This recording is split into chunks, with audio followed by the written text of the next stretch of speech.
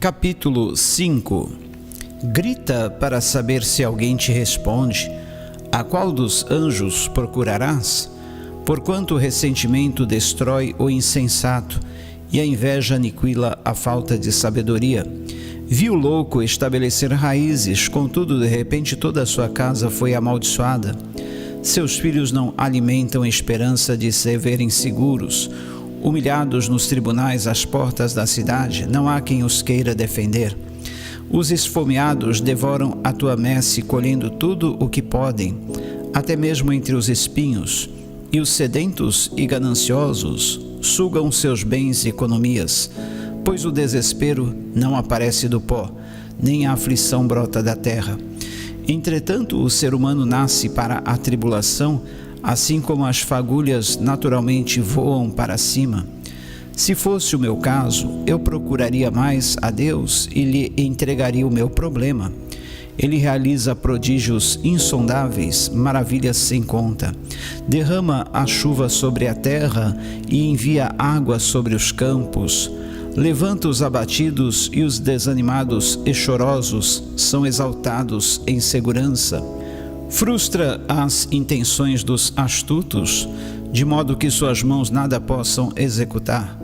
Apanha os ardilosos na sua própria sabedoria, e o conselho dos perversos logo se demonstra inútil.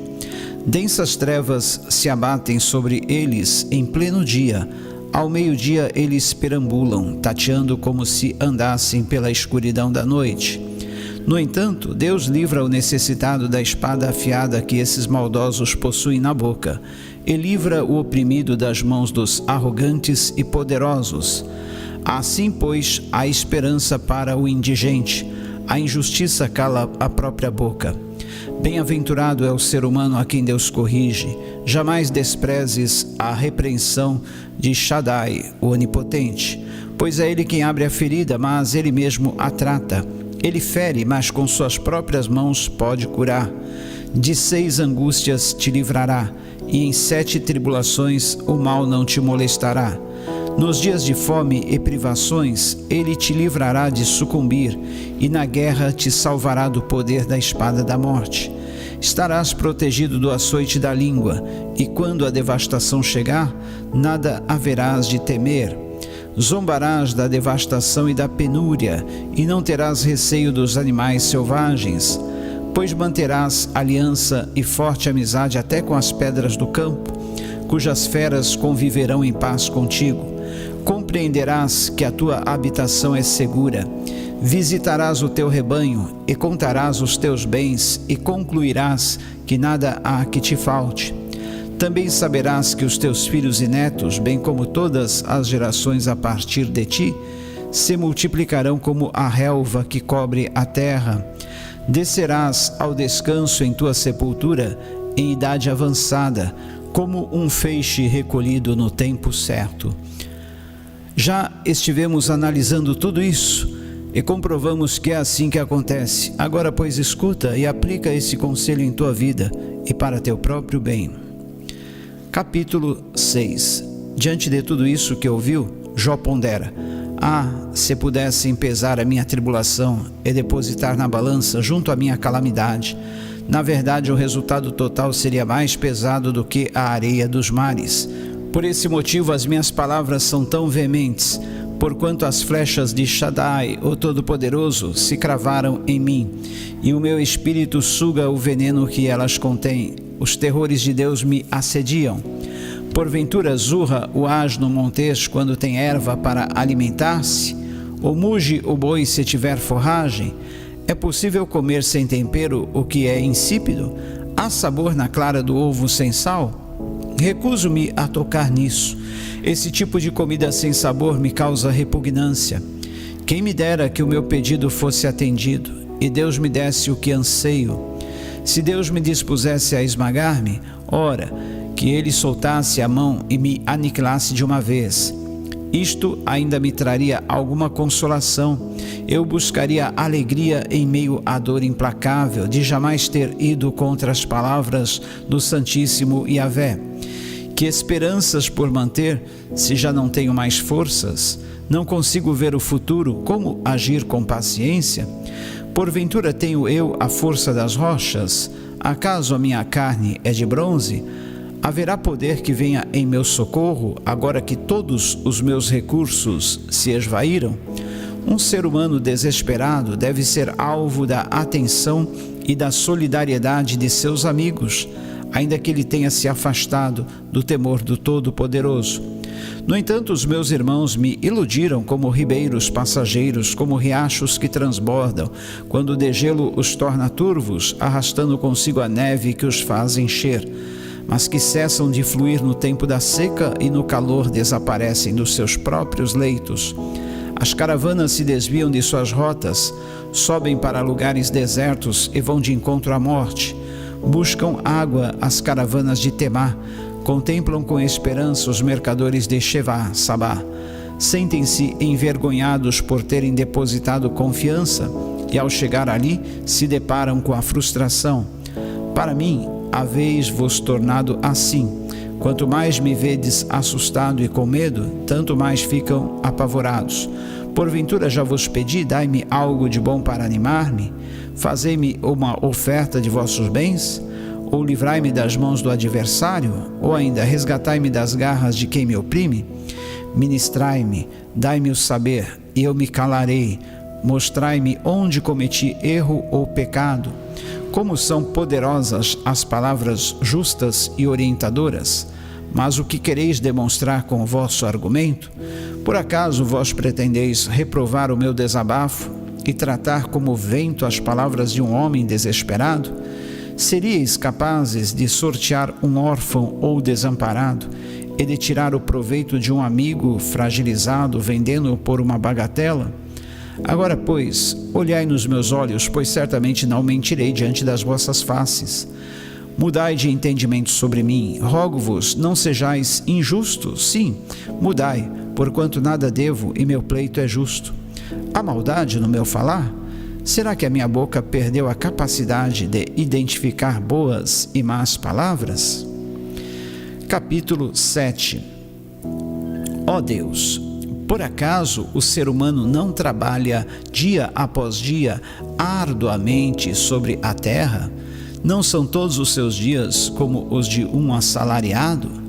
Como o escravo que suspira pelas sombras e o repouso do entardecer, como o assalariado que anseia pelo pagamento, assim me ofereceram meses de ilusão e noites de desgraça me foram destinadas.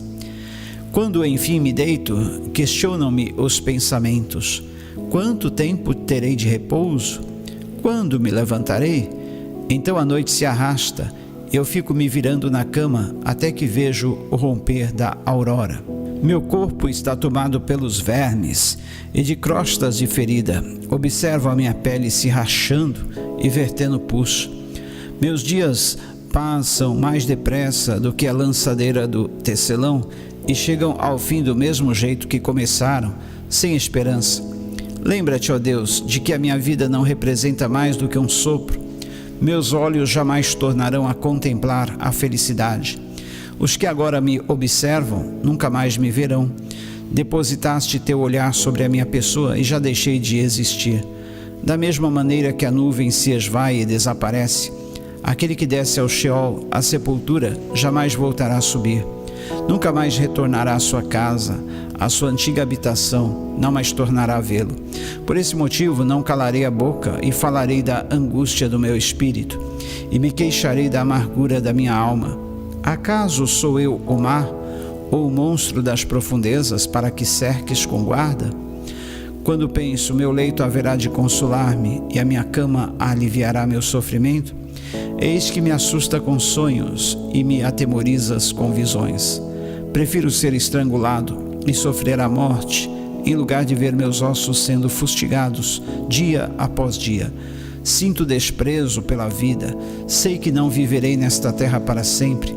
Portanto, deixa-me, porquanto os meus dias não têm o menor sentido.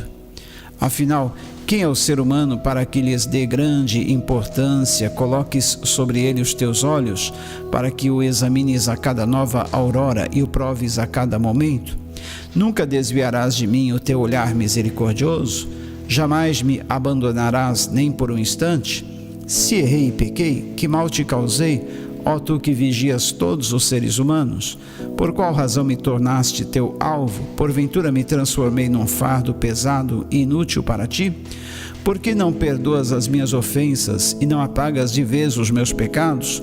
Porquanto em breve me deitarei no pó, tu me procurarás, contudo eu já não mais existirei. Então Bildade, o suíta e outro amigo de Jó, interveio. Até quando falarás deste modo? Até quando as palavras da tua boca serão como um vento revoltoso? Acaso Deus deturparia a justiça? Será que o Todo-Poderoso torce o direito? Se teus filhos pecarem contra Deus, Ele os entregou ao poder da própria transgressão que cometeram. Contudo, se te aplicares em buscar a Deus e levantares o teu clamor e súplica ao Todo-Poderoso, se estiveres livre de pecados e correto em teu caminhar, com certeza Ele se levantará em teu benefício agora mesmo e te restaurará ao lugar que por justiça cabe a ti. O teu começo de vida parecerá pobre, quando comparado ao futuro que desfrutarás em fartura e prosperidade. Indaga as gerações passadas e considera o aprendizado que seus pais acumularam, porquanto nós surgimos ontem e nada sabemos sobre a vida. Nossos dias na terra são como uma sombra ligeira. Será que eles não te ministrarão, não te ensinarão e não te exortarão? Ficarão calados e não te dirão palavras de sabedoria? Acaso brota o papiro fora do pântano?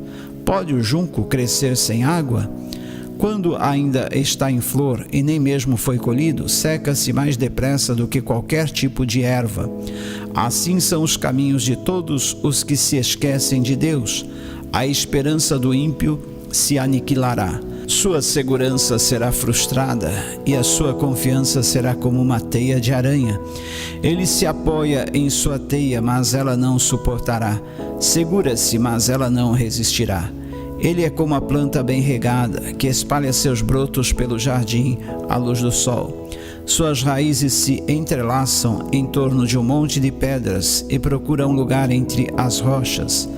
Contudo, quando é arrancada do seu lugar, este a rejeita e afirma: nunca te vi. Chega ao fim a alegria do seu caminho, é o final da vida sobre a terra, e outras plantas brotam do solo em seu lugar. Entretanto, certamente Deus não rejeitará o justo e o correto, nem dará apoio àqueles que praticam o que é mal. Ele ainda encherá a sua boca de riso e os teus lábios de louvor. Os que te odeiam, teus inimigos, terão que se vestir de vergonha. As casas dos ímpios serão totalmente destruídas.